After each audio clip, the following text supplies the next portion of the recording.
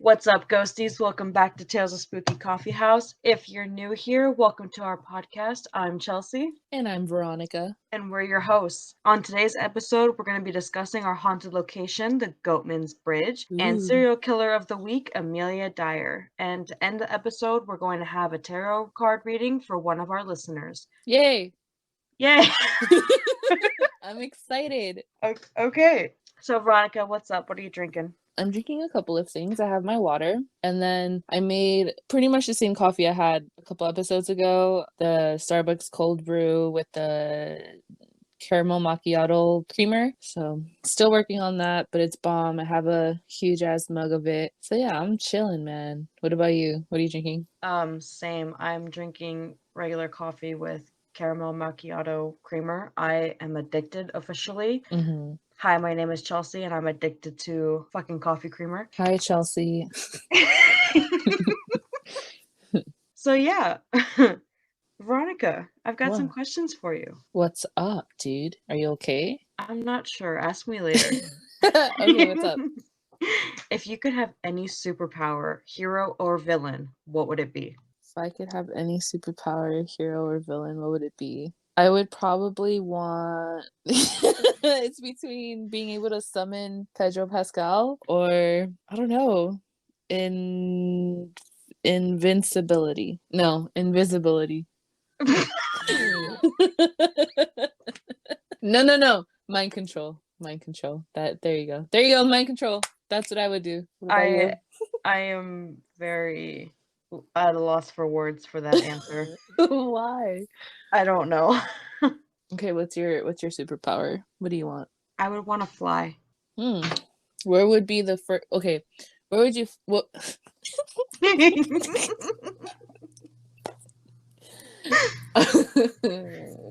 So say you could fly. Where would be the first location you'd want to fly to? The beach. Really? Yeah. I think I'd want to go over like the Grand Canyon. Well, I haven't been to the beach in a while, so. Oh, okay. But yeah. Are you even allowed to go to the beach? What do you mean? Am I allowed? Don't you like burn as soon as you step foot into the fucking sun?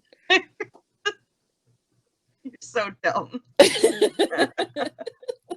It's an honest question, man. I'm allowed to go to the beach, okay? All right. I mean, do they make sunscreen for you? Yeah. Okay. But That's also wild. at the same time, Midwesterners call the lake shore a beach, and it really bothers me because a beach is connected to the ocean. Yeah. And it's just very you get what you get, and you gotta get away with what you got. Yeah, no, I'd rather go to an actual beach. All right, my next question for you is, what is the worst song ever created in your opinion? Would probably be fuck, dude. You can't ask me hard questions like this. The worst song ever created, in my opinion, is going to have to be. I don't know. I find a lot of songs artistic, man. It's about the art, man. I don't know. What's yours? Let me think about mine. What's yours? I have two. Okay. Friday by Rebecca Black and Call Me Maybe by Carly Rae Jepsen. You don't like that one? I fucking hate that one so much. I don't know if it's because it was just overplayed or what, but yeah, those two songs I can't fucking stand. So call me maybe. Damn, dude. Let's just go with. I don't know. I don't have an answer for that one. I'm so sorry. Lame. I know. I just can't think of a song that I absolutely hate. Well, anyways, before I get to my questions, I have a couple things to tell you or talk to you about. Okay, I'm scared. Well, the first one, I find it hilarious personally. I don't know if you guys will find it hilarious, ghosties, or if, I'm sure Chelsea will find it hilarious. Okay, so we were at the cemetery, Javi and I, right? And his girlfriend. We're at the cemetery, we're sitting next to Carlos, we're just chilling, whatever. Carlos is my brother, by the way. And he's buried in the ground, by the way. I was like, is she gonna explain that further? Oh no.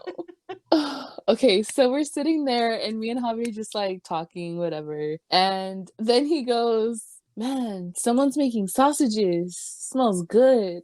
And I look at him and in my head I'm like, should I tell him or should I not tell him? And I was like, Javi, those are bodies being cremated.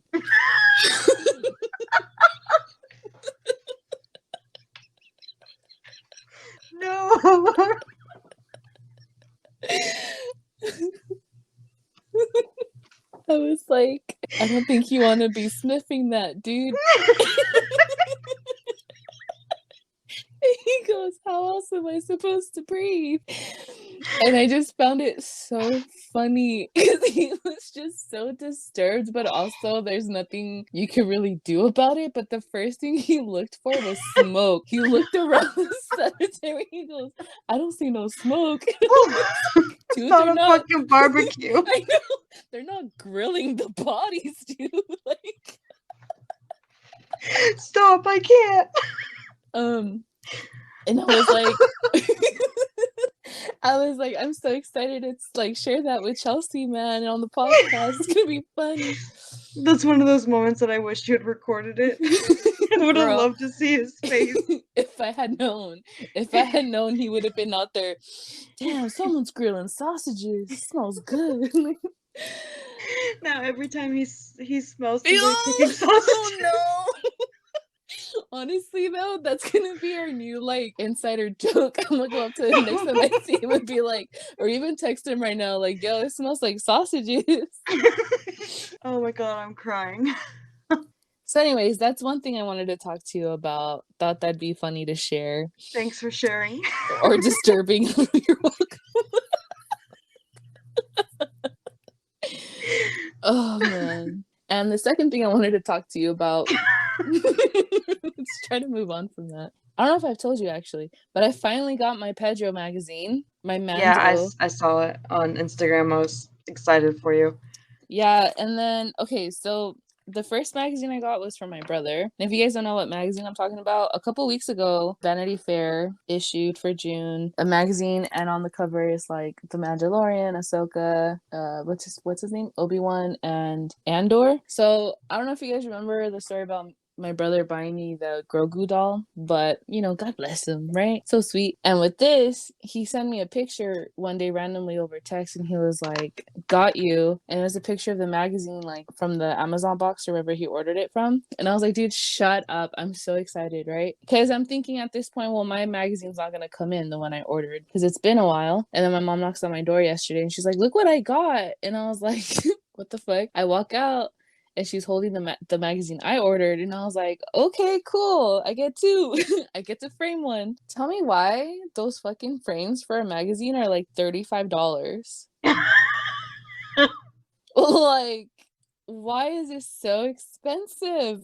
It's not different than like a picture frame, just a little thicker. Yep. Same thing with like American flag boxes. Oh, to really? How much are they? Do you know? Yeah, they're like anywhere from $50 to $75. Wow, that's insane. Okay, well, I'm sure the magazine story wasn't as interesting as the hobby story. Maybe Yeah, I you should have shoulda- said that. Yeah, it was you hobby. should have. It's too late now. It's too late now. I'm not editing it. It's okay. Hobby, Anyways, I'm sorry. I'm not. I told him. I was like, I'm gonna say it. I'm gonna talk about it. I had a conversation with my boss the other day, Mm-hmm. and we were just like getting to know each other a bit more because, like, you know, I haven't worked there for that long yet. She goes, "Don't you have a podcast? What's that about?" Dude, I have something else to tell you. Okay, continue. And if you knew my boss, both of them are like very, you know, they're churchy, they're volunteers, they're just so sweet. They're like, in alcohol terms, they're the wine drinkers to my whiskey. Oof. I'm ready to hear the rest of this conversation. And she goes, yeah, don't you? She was asking me about my book that I'm publishing, and then she was like, well, don't you have a podcast too? Like, what do you do for that? And I just like laughed awkwardly, and she's like, should I not have asked? And I was like, I mean, I can tell you if you really want to know. I just don't think that you're going to appreciate it. Yeah. And so she goes, no, tell me. She's like, I want to know. She's like, I like to know my employees. And so I was like, okay, we do a weekly podcast on serial killers and haunted locations. And she, the look she gave me, she was like, I'm sorry? Like, What? I was like, yeah, we do that. And we do like experience interviews. and we write shorts like horror stories. And she was like, okay. So then she started asking me about it, and I like started going into detail, and I was like, oh yeah, like I would love to go visit like every place that we talk about and all this other stuff. And she just like shivered, that shiver, like that somebody Yeah, is yeah, yeah, just, yeah, yeah, yeah, yeah. yeah. Like, She ooh. shivered. Yeah, she shivered, and she was like, I was like, do you need to stop talking about this? She goes, yes, this is not my cup of tea. Hey, you warned her. Yeah, I did. That's why she was like, yeah, I need to stop. She's like, I can't. She's like, I can't do that stuff. She's like, I can't even watch horror movies. And I was like, oh yeah, my 6-year-old loves horror movies. She thinks they're boring. And I thought she was shocked before. Uh-huh. She probably would have fell over if she had been standing up. Poor lady, dude. She's like, your 6-year-old? I was like, oh yeah, she loves them. I mean, yeah, I could, yeah. Yeah. And then she's like, well, I guess that explains the creepy drawings that you do on the back of your paperwork. Ew, Chelsea, don't be that person. I drew a crow, and I drew a headstone with a crow on it. I drew like a creepy looking tree. I just like doodle on the back of my paper, which is totally fine because the other teachers do too. So You're something else, man. I am something else. Mhm. But my work ethic is amazing. Otherwise, they probably definitely would have fired me already. You know what? Good point. Good point. Wish I could say the same. Anyways, so I'm done. I just wanted to share that. So before I get back to my question, we'll get back to the topics, Annabelle. Sorry. So I had a therapy session, and Oh no. my therapist, who I absolutely love, by the way, may or may not start listening to the podcast. I don't know. I don't think that's a good thing for you. Well, it's not a good thing for you, that's for sure. She's not my therapist. No, but I'm excited to hear her opinion of you.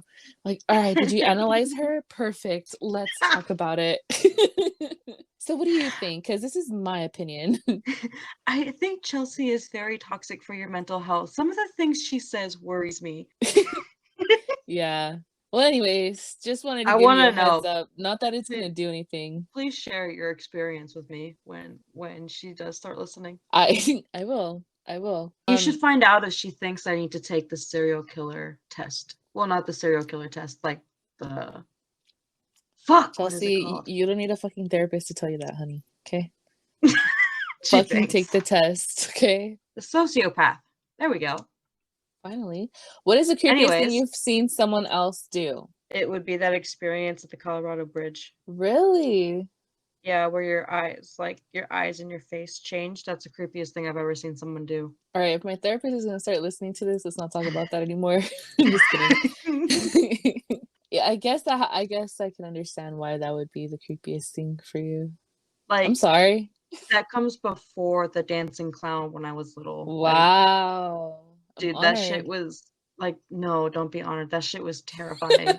No, sweetie, no. I don't ever want to see you change into somebody else like that. Okay, well, I didn't do it on purpose, okay? I know you didn't do it, but that was the creepiest thing I've ever seen something like someone do. Nope. Your eyes went bright white. Also, how did you like that porcelain? Yeah, fuck you. I wanted to post something on Instagram where I was like, man, I kind of want to like go at it with her or start a war, right? So I was like, I'm gonna look up a porcelain doll, but that's like a clown, right? And I found that one, and I was like, okay, this will do. I find it kind of cool looking, but it's something Chelsea would find super scary. And then I posted it. Yeah, I'm glad you loved it. I almost dropped my phone, dude. Really that bad? I wasn't expecting it. Good, I like that. I'm gonna post like fucking Pedro Pascal burning. He is pretty hot, so. So dumb. What about you? What's the creepiest thing you've ever seen someone do?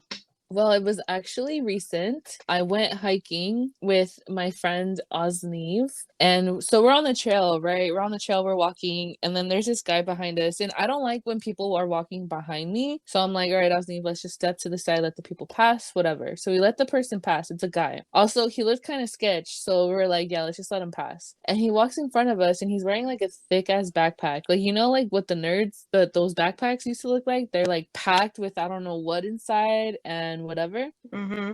his was just like that. And so we start walking behind him, right? And me and her just look at each other like, what the fuck? Dude, tell me why this guy had fucking scissors where, you know, where you put like waters in or whatever? He had scissors in there. So we're like, why the fuck do you need scissors when you're hiking? Like, what the fuck are you gonna do? And Well, Osnev, if he needs like kindling or something. Huda Hada? Kindling? If he needs What is that? kindling to start a fire. Scissors? Yeah, you can do that. Like cut kindling into little pieces. But why would you want to start a fire? You're hiking. Maybe he was camping. Either way, you can't make a fire. Oh yeah, you're in California. I don't know. Anyways, well, I anyways, it tried was to creepy to rationalize it. us.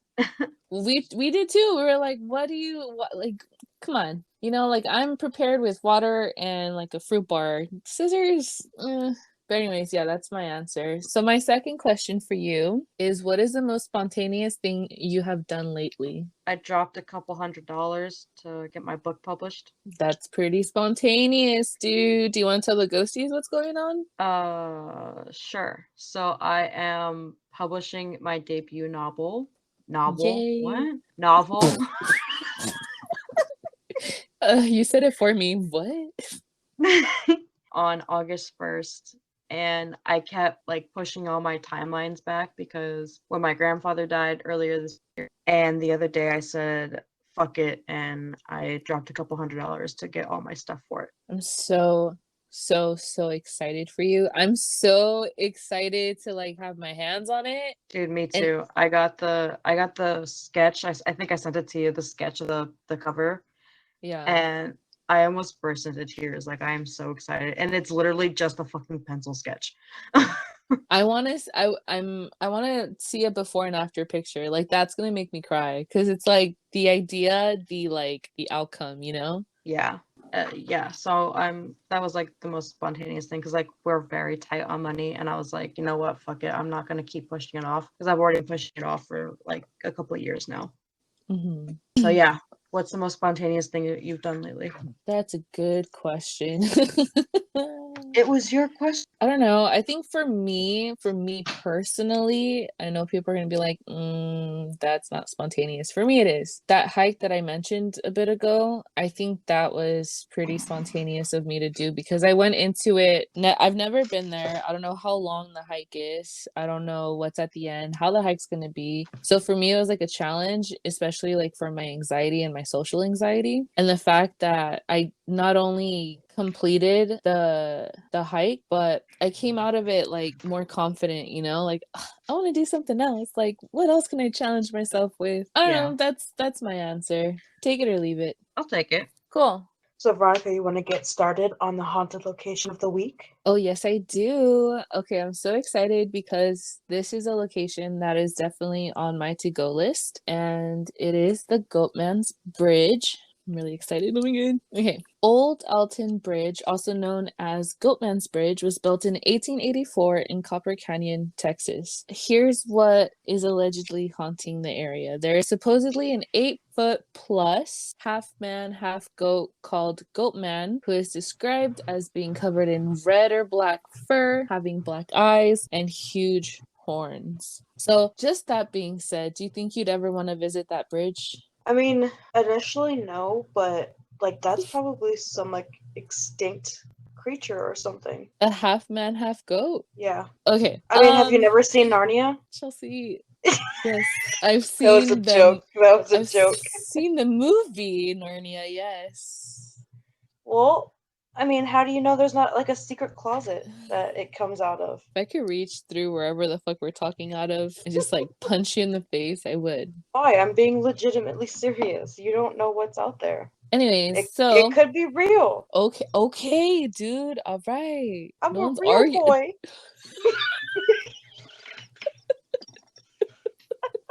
I can't with you. I'm a girl dragon. Okay. It's a girl dragon. Oh, I love us. Sorry, Z. I know. Sorry, Z. Okay, so there was a black goat farmer by the name of Oscar Washburn who lived north of the bridge along with his family and was nicknamed Goatman by the locals, which is where the name Goatman's Bridge came from. You don't say. Oscar Thanks, Sorry. Oscar Washburn was known by locals as a dependable and honest businessman. Unfortunately, Washburn was still unwelcomed by many, and in August 1938, the KKK kidnapped Washburn from his family. They brought Washburn to the bridge, put a noose around his neck, hanging from the bridge, and threw him over the side. I've heard the story. When they returned to dispose of the body, when they looked over the bridge, his body was nowhere to be found. In a panic, the KKK members went to Washburn's house and burned the home down, killing his wife and children who were in the home. So that's not nice. No, it's not. So I'm gonna talk about one of the evil spirits that haunts this bridge. He's the one that you should be scared of when you go visit. So Steve is one of the evil ghosts who haunts the bridge. He is known to scratch and bite those who dare walk on the bridge. He was also a member of the KKK who had control of over 250,000 KKK members. He had a total of 3 wives, but was desperate for a 4th. He would later kidnap a would-be wife, number 4, and beat her and rape her. She could no longer take his cruel abuse, so she drank poison and killed herself. On her death certificate, it states that her injuries from her skin being ripped and bitten were so bad that cannibalism was a contributing factor. The fuck? Imagine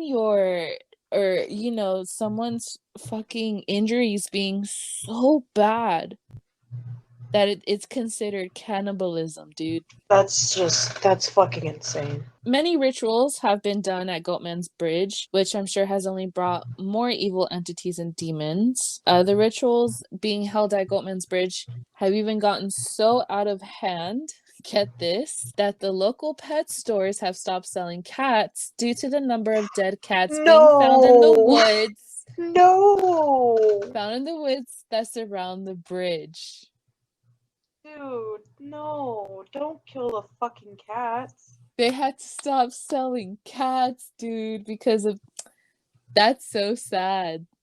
Why couldn't they just stop selling cats to out-of-towners? Like, sell them to the locals, unless it's the locals. Well, what if it's the locals doing the rituals, you know? Well, then they're fucked up bunch of people. Yeah. So pretty quick before I go on, I didn't put it here in my notes, but where the house used to be, Washburn's house, the one that the KKK burned down, like the foundation is still there, right? But it's like cement. And I was watching a recent episode on YouTube about it. They made that whole area a life-size Ouija board. No, they didn't. They did. But anyways, would you play, or would you well, you can't really play, but would you step foot on it? I think I would. Yeah. So, moving on. People have reported seeing red glowing eyes in the distance, screaming coming from the woods, as well as hearing growls right in their ear. I don't know about you, but something about a growl right in my ear is just it makes me uneasy. You know what I mean? Oh, God.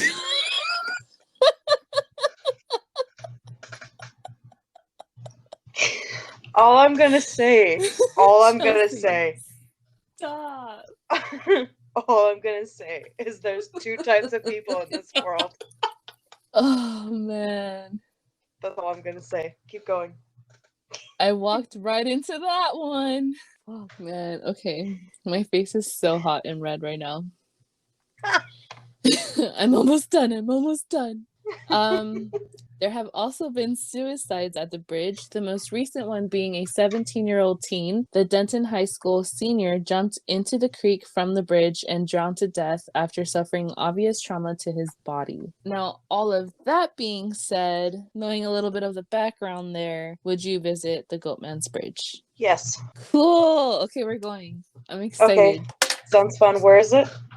It is in Copper Canyon, Texas. It would be fucking Texas. I should have known when you said the KKK. This last little thing that I'm gonna say before we move on to serial killer of the week. If you ever are, what am I writing?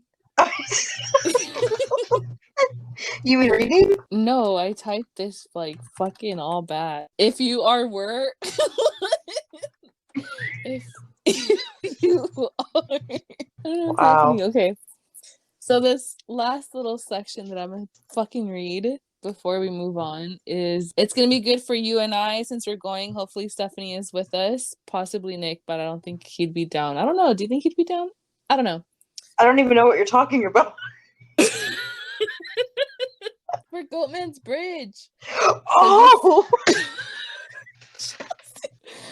Oh, my face is so hot. So if you are interested in visiting the bridge and you want to say hello to the Goatman in person, here's how to summon him, okay? There's a couple of ways. Local legend says that you must on the steel bridge 3 times. It's very Beetlejuice, it's giving Beetlejuice, Yeah. Or you could turn off your car headlights and honk 3 times. So, if you want to say hi in person and meet the Goatman, that's what you got to do to summon him. I wish you the best of luck. Let me know how it goes. But yeah, that's my haunted location. I loved it. I loved watching more videos on it. So when we're there, would you knock or would you honk? I'll do both. Honk first, knock later? Yeah, I think get there, honk 3 times, get the I would want to go to like investigate and shit. So like I would want to get the action going. So as soon as you get there, honk 3 times, walk on the bridge, tap tap tap. Oh, I'm so excited. I cannot. All right, well, moving on. Chelsea, would you like to tell us who our serial killer is once again? So our serial killer of the week is Amelia Dyer. She was an English Victorian serial killer born in 1837 and was executed by hanging on June 10th, 1896. Her crimes occurred between 1869 and 1896 when she was caught. She has 6 confirmed murders, but she is attributed to a range of anywhere from 200 to 400 plus victims. Wow. Yeah. So and wait. So only 6 were confirmed though? Yes. That's wild. That's a huge number difference. Yeah, it is. Only 6 were confirmed, and we'll kind of like get into it more and you'll understand why. So during the Victorian age, like I really just want you to like keep that in mind with the Victorian age. Dyer's childhood is actually quite sad. She's the youngest of 5 kids. 2 of her sisters died, one at a few months old and another at 6. So she only had 2 older brothers who survived, but she became estranged from them when she was older. So here's where the sad part comes in. She had to care for her mentally ill mother at a young age, and she had to care for her even during violent episodes, and she basically had to watch her mother die. Wow. After her mother passed, she lived with an aunt because her father was too busy running the family business, and also Victorian era gender roles were very strict. By the time that she was 24, her father also passed and her eldest brother inherited the family business. So that's around the time where she became estranged from both brothers. Now, Dyer moved to Trinity Street in Bristol, where she met her first husband, George Thomas. This is kind of where the confusion with historians comes into play on how old she actually was. George and Amelia lied on their marriage certificate to reduce the age gap between them. So he was 59 years old, claiming to be 48, and she was 24, claiming to be 30.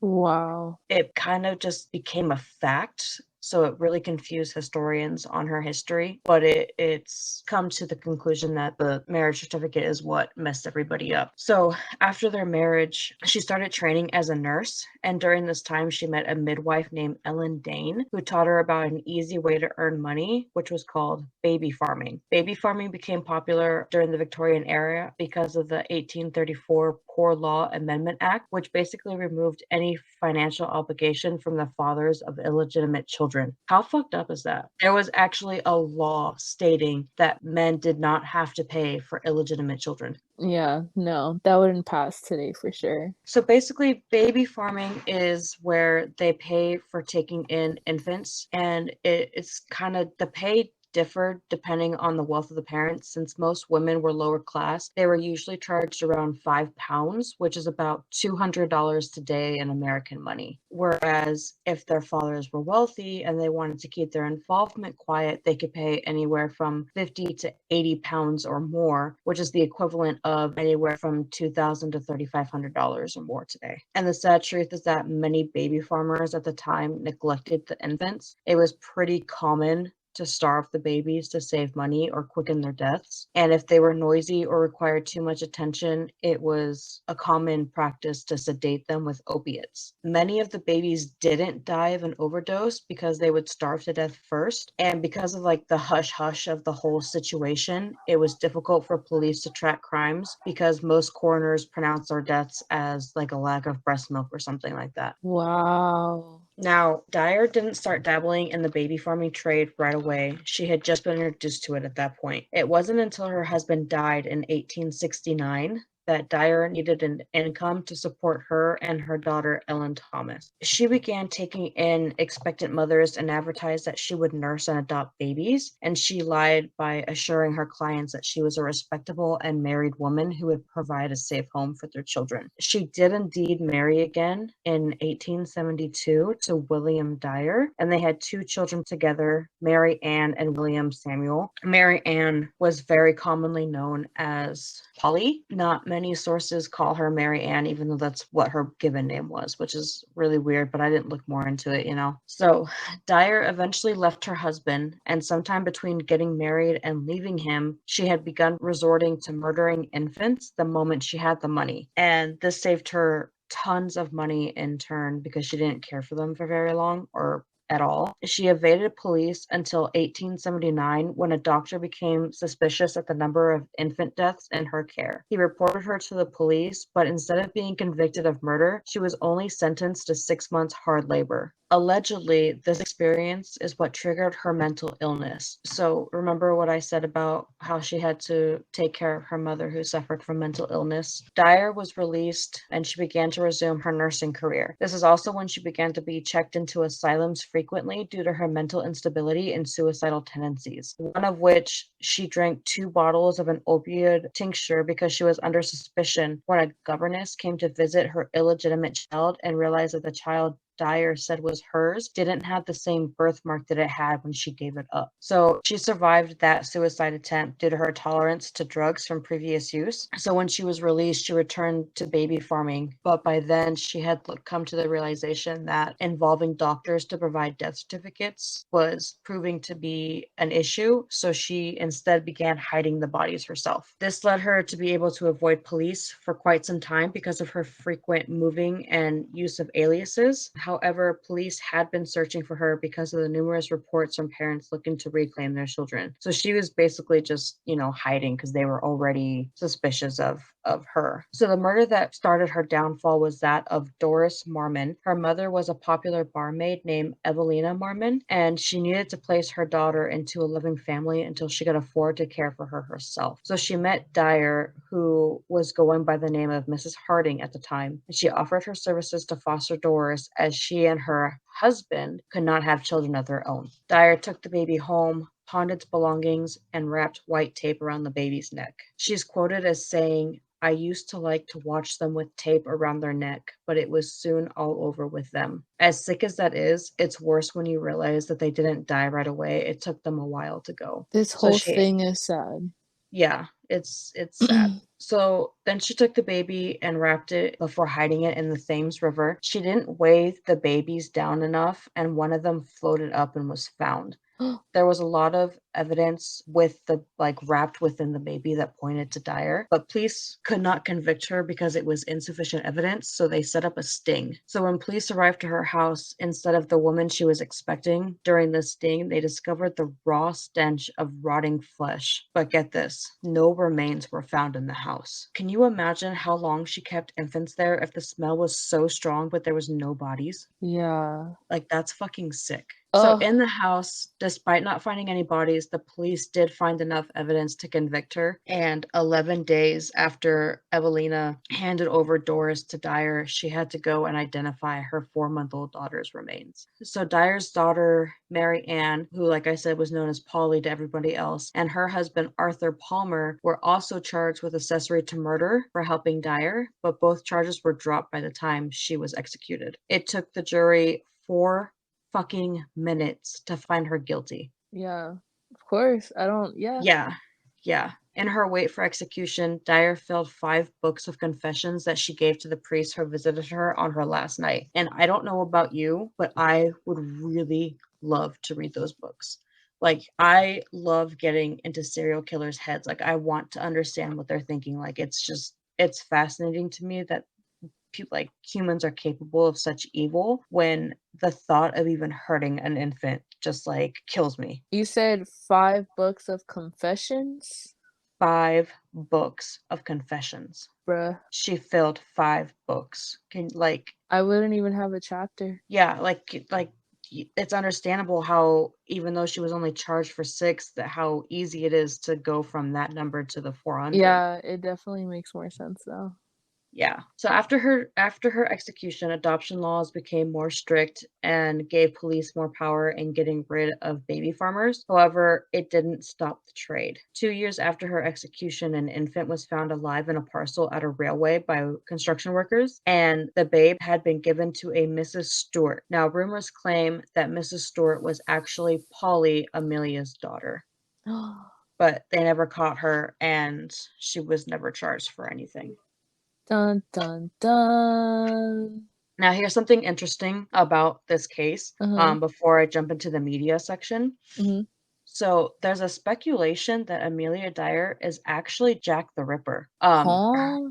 Yeah, her nursing history could back up this claim, as well as, like, taking out, like, women's wombs and stuff like that, like the mutilation of Jack the Ripper's victims. However, nothing else besides that points to it being true, so she's not even considered a possibility of being Jack the Ripper. It was just a speculation at one point, but I find that really interesting. Yeah, I wouldn't agree to it, but it is interesting. Yeah, like, and, everybody takes, like, certain evidence and does that, but it's the fact that it was questionable enough that people actually did the research into it. That was interesting. So anyways, in the media, Dyer appears as a character in the short story The Baby Farmer by Philip Fracassi. I'm probably saying his name wrong. An English folk singer, Reg Morose, wrote a song called The Angel Maker in 2018. There was also a 2014 documentary called Angel Maker, Serial Killer Queen that focuses on her. She also appears in an episode of Martina Cole's Lady Killers, season 1, episode 2, I believe. There's also a short horror film trailer on YouTube right now called The Ogress, which is coming out later this year at a film festival. And that's all about inspired by her. Are you gonna watch it? Yeah, if I can find it. I did watch the trailer. The trailer looks good, but, like, I don't know where the film festival is gonna be, and I probably won't be able to go to that. But if they Yeah. upload it, I will definitely watch it because it was kind of interesting. There's also a book written by historian Angela Buckley called Amelia Dyer and the Baby Farm Murders, and Alison Rattle wrote a book called Amelia Dyer, Angel Maker: The Woman Who Murdered Babies for Money.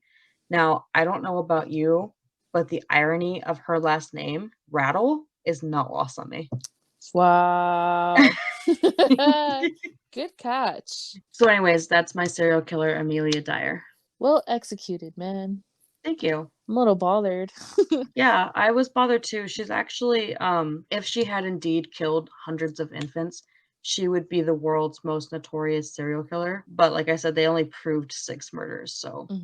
But that's fucking crazy. Either way. All right, well, thank you for that, Chelsea. Are you ready to do the tarot reading? I am. We are back to our regularly scheduled tarot reading done by me. Yay. This time, ghosties, we had a special comment from one of our listeners who asked for a tarot reading, and we were more than happy to oblige. Our tarot card reading this week is for @ClassyHan on TikTok, and her question is, will my ex come back to me soon? Now, I don't typically like yes or no questions because they're more in depth with that. So while I was shuffling the cards, I kind of did a past, present, future spread to kind of understand your relationship with your ex and what the future looks like for the two of you. Not Chelsea being nosy. No. That's not me being nosy. That's just me helping them understand their relationship and how it could potentially be in the future. She's like, I Like want to they know. asked. I want to know the tea. If I wanted to know the tea, I would have messaged them and asked for more. Okay. Anyways, the first card, which is your past, is Justice Upright. So you understand cause and effect, and that a fair and just outcome will follow your actions. You have acted in alignment with your higher self, so you have nothing to worry about. But if you haven't acted with your higher self, you'll be called out and made to own up to your actions. You understand the fairest decision will be made in order to find balance and equilibrium. So I feel like something happened in your past between the two of you that called one of you out and made you own up to whatever it was that you had done. And it really took a toll on the both of you. I agree. Exactly word for word what I was gonna say. So the next card is the Five of Swords, and this one is reversed and represents the present between the two of you. So you're ready to resolve conflicts and ready to make amends to be able to release the stress you've been holding on to and move on. Sometimes resolution and overcoming challenges can further escalate your situation where you're presented with negative emotions. So to try to make amends, you have to reconcile if possible, but it's better to just walk away, move on, and open yourself up to new positive energies. It's not looking good for the two of you right now because you're not taking that step to resolve your conflict, and you're both ready to do that. And if you don't work on that soon, it's going to be better to just walk away and let it go. Yeah, take the appropriate time between you two to own up to the actions that caused the breakup. So your last card is the Knight of Pentacles reversed. You're probably a perfectionist or workaholic, but you neglecting your personal relationships for work. So perhaps you need to start spending more time with friends and loved ones. You may also be having motivation and ambition when it comes to work. If your work has begun to take a hold of your life, it's time to try something different. You can make your dreams come true while still maintaining your relationships with others. So as it looks right now, focus on yourself, dude. You're going places is pretty much what the card is saying. If you take that time to yourself, focus on you. No, I got the opposite No, vibe. I got the opposite vibe. as far as like relationship though. Yeah, like you're taking work too seriously and you're neglecting everybody else. That's why their relationship with their ex isn't working out. They could possibly be pushing away family and not keeping those ties and those bonds. Yeah, we So, both got it differently. yeah. So it could be either or maybe we're sensing like both sides too. Yeah. So it's up to you to decide if you want to focus on your relationship and make a balance between your relationship and work, or if you want to take work seriously and neglect your relationship for right now and risk the consequences of that. So that's what we've got for you. I hope you enjoyed your tarot reading. I hope it helped to put things in perspective for you. I know sometimes the cards don't always give you the answer that you're looking for, but they do always tell the truth. That's true. So I wish you nothing but the best in your relationship, and I hope it works out for the best for both of you. Same. And Chelsea and I both know how honest these cards can be. Yeah. We have been called out more times than we would like to admit. Yeah. Yeah. Like it's to the point where we're sitting there and we're laughing and it's just like, what did we expect? Yeah. It's just like we should have known better. Like, yeah, it's fun. It's not fun, but it's fun. Yeah, it's fun, but it's not fun. It's fun until someone's crying. Which has happened. Which is what happened, yeah. So yeah, thank you guys for joining us this week. Make sure you give our social medias a follow where we'll be answering questions and doing polls. I think we've kind of stopped on the polls, don't you think? Yeah, I'll try to think of some for you guys. I think we've been mostly focusing on like challenges and stuff. But anyways, like just follow us on social media. We're on there all the time. If you want a tarot reading from us, feel free to tweet us, DM us, or even leave comments with your questions like our follower today did. And we'll choose one lucky person every week. So we're your hosts. I'm Chelsea. And I'm Veronica. Have a spooky weekend. Talk to you guys next week. Bye. Bye.